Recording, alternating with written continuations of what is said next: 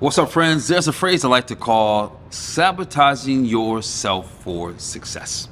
Now, when we talk about clarity, there's so many factors that are happening on a day-to-day basis that are going to determine your success and or your failure. So there are things you need to do, or I recommend you do, throughout the day that's going to keep you alert, vibrant, and in your best state. Here's some of those things. Number one, you need to hydrate. Now, why do you need to hydrate? Well, because without hydration, the electrical current, the electricity that is in your body, that flows and moves around through your blood down to your cells, which are ran by electricity, will not flow like they need to.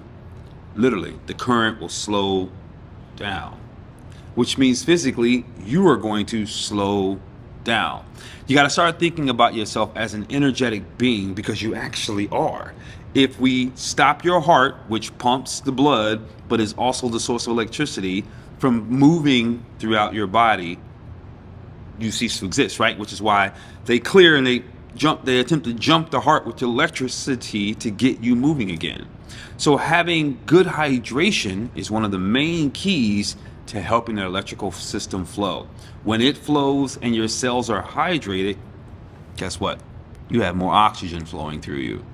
And when oxygen is flowing through you, you're more alive, you're more vibrant, you're also more limber, you have less joint pain. You also don't have to deal with constipation issues, which can slow down your day.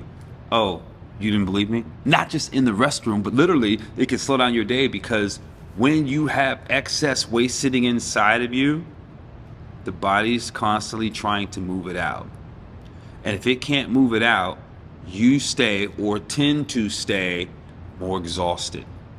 Your kidneys stay clogged, your colon stays clogged, and it slows you down. So that you're literally slowing down, and that disrupts your ability to be effective and to be efficient. So hydrating is one of those primary keys to making that happen. The second thing you want to do to improve the success of your days and the efficiency of those days is you want to place strategic food in different places throughout your day. What do you mean by strategic food? Number one, I'm talking about living food. Think about it. In most instances, the majority of us are actually sitting during the day, sitting and doing our work. Well, that tells us something really, really important. That if we're sitting during the majority of the day for our work, we don't need to eat heavy. Why? Because we're not walking around helping our digestive system move food out of us. So the idea that I need to eat heavy during the day, or I need a meal, but you're sitting, is really a misnomer. Those two don't go together.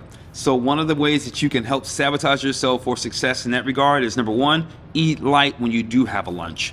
Eat light snacks throughout the day. Don't eat heavy things if you're not up and about moving, helping your digestive system, because you're not going to be using that energy. Therefore, it won't be slowing you down and your digestive system being taxed, which drains you. So instead, you can do things like have a fresh apple. Keep a bag of apples in the car if you need to. Make a nice fruit bowl at your workstation and just have it there. So when you feel the urge for a snack, you grab it instead of Doritos. Yeah, because Doritos are going to slow you down. They're going to cause your appetite to be thrown off. How do I know? Don't ask, don't tell. All right, let me quit playing with that. No, seriously, I will do that. If I've not been getting my sodium, addressing my cravings properly, then I'm going to go for that natural salty snack that's not going to help me in the end. It's going to satisfy my tongue in the moment, but the negative impact are hormones being imbalanced, me feeling a little bit irritable, me probably feeling tired sooner than later, me not being hungry for the nutritious meal that was prepared for me or I'm getting to help me heal, be prepared for my next workout, make it through the next day, be engaged with my loved ones. All of those things simply because I didn't sabotage myself for success. So have a fruit bowl, maybe one small pack, handful size of nuts that you like to eat. Have those things available so you can just grab it. If you're in your car all day, no problem. Put 1 to 2, not more than 2 in your car, because you know what happens when too many nuts are available. You'll smash them all. And that'll put too much fat in your body, which will do what? Slow you down. So fresh foods and fresh vegetables and things like that are going to be tools that can help you make it through the day.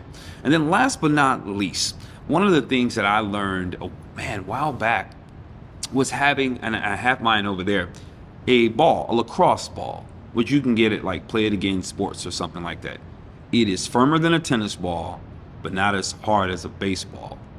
That little thing is great. If you get cramps throughout the day, pull it out your backpack. If you're getting off the plane, pull it out your backpack. Put it on the ground, rub your feet on it, kind of roll your feet around, keep circulation going.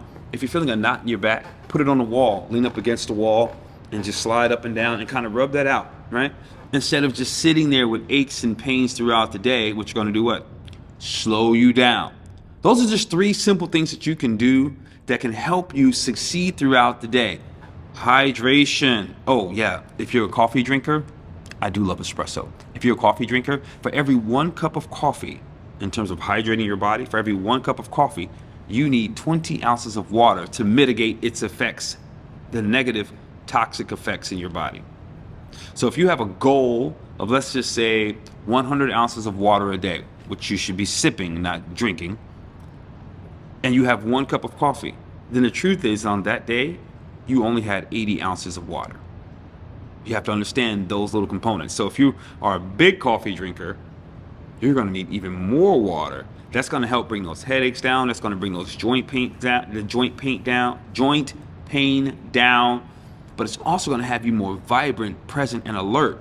Because if you need coffee to keep you awake, trust me, it's really doing the opposite. And hydration is something you should start to begin to lean to. Anyway, those are just a few tips I want to share with you to help you sabotage yourself for success. I'll use that phrase again in future videos. Sign up for my free VIP group where you'll have the opportunity to come in and get some more of these hacks. We can talk about your unique circumstance from time to time or in a group setting. It's just fun. In the meantime, share this with people you love. Like, comment, and hit the bell. Thank you. Wait. I almost forgot. There's a couple other things I want to give you. My bad. You start by when you start your day, when you wake up in the morning, this again, sabotaging yourself for success. The first thing you want to start with, if you're not on like some special juice regimen, start out with a room temperature glass of water with a squeeze of lemon or cucumber or mint leaf. Start out with that in the morning. Have it by your bedside. If you're someone who coughs or chokes throughout the night, you should be having water by your bedside anyway. But by having that by your bedside, when you wake up and you start sipping first thing in the morning, that's going to help get rid of the toxins that have been waiting to come out all night. So your body's been working through the night. If you ate heavy, it's really been working and you're probably going to be tired. But if you had a moderate meal and allowed time before you went to bed, you should wake up refreshed. Sipping on that water first thing in the morning is going to break the fast, open up your digestive system, and help you flush to start your day. Now, trust me, being able to start your day that way automatically opens you up and allows your brain fog to disappear. That's going to slow down the necessity for coffee. The second hack, staying in the nutrition game, to just help your day be more efficient, try to have for lunch, for breakfast, try to have some fresh fruit. It's just a great way to get started, and then have whatever you're going to have. For lunch, try to have something light, like a salad or maybe a chia seed pudding. These kinds of things, these little hacks, will take you a very, very long way. For dinner, have whatever you're going to have. Now, for some people that may not work because your life is set up a little bit differently. You might need your heavy meal at lunch. That's totally fine as long as you live an active life. Maybe you worked out in the morning, or maybe you have an evening workout coming. You want to do these things so that you're not falling asleep at the 10 a.m. meeting. You're not falling asleep or dozing off at the 2 p.m. meeting.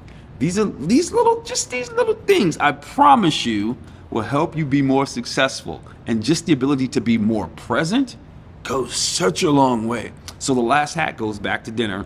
I don't know how this got to be about food, but we're talking about efficiency, and I'm trying to help you. The last hack goes to dinner. Try not to eat dinner after 7 o'clock. If you're in bed at 10, try not to eat after 7. If you're in bed at 9, try not to eat after 6. Give yourself 2 to 3 hours before bedtime so that you can actually allow your digestive system to work before you go to bed. And then overnight, you should sleep a lot better.